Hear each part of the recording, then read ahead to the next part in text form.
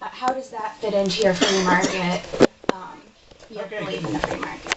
A very challenging question. She's indicating that if I'm for maximum amount of freedom and let markets go, we want trade, we want goods and services to go back across the borders, why don't we just allow labor to do the same thing?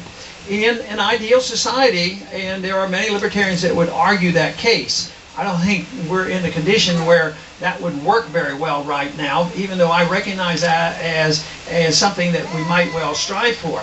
That's really what the founders dealt with at the convention. They had two things. They had, every state was printing their own money, so they were very adamant. Only gold and silver, you can't print any money.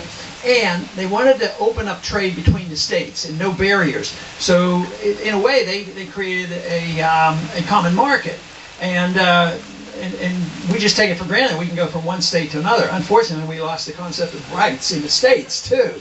But theoretically, I think that's something that we should strive for. And in my book, when I talk about immigration, I talk about good free markets without welfare. That there would be a great need for labor. We should be much more generous. We should have more work permits. But what is difficult today, which would not go over well, is if you have open borders and then they step across the border and they get free medical care and free, in Texas, hospitals go broke and schools go broke.